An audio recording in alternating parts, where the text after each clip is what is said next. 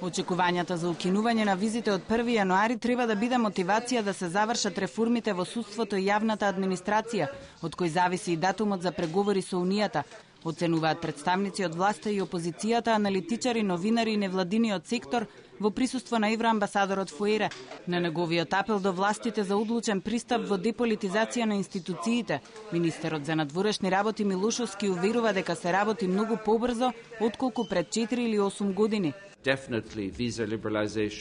Дефинитивно визната либерализација ќе биде силна инекција за охрабрување на земјата и на институциите да ги исполнат потребните реформи за земјата да премине на следното ниво во процесот на пристапување. Одлуката за укинување на визите дополнително ќе действува поттикнувачки за сите чинители во македонското општество да продолжат да инвестираат во реформскиот процес, а тоа е интегрирање во Европската Унија. Тито Петковски од НСДП очекува со укинувањето на визите да се намали бројот на граѓани кои земаат бугарски пасоши.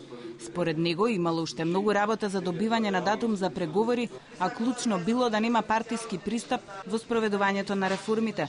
Лидија Димова од невладината МЦЕТ и советникот на председателот Иванов, Димитар Мирчев, имаат спротиставени ставови што е поголем приоритет. Визната либерализација е добродојдена, одлично, ја сработивме, меѓутоа многу со помал приоритет отколку датумот за преговори.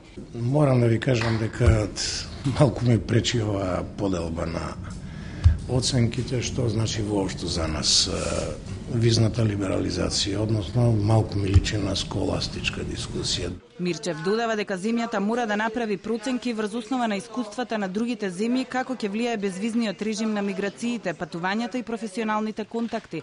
Укинувањето на визите за аналитичарот Ризван Сулејмани не е алтернатива за членство во Унијата, а граѓаните, вели тој, не треба на тоа да гледаат како на можност за печалба во Европа.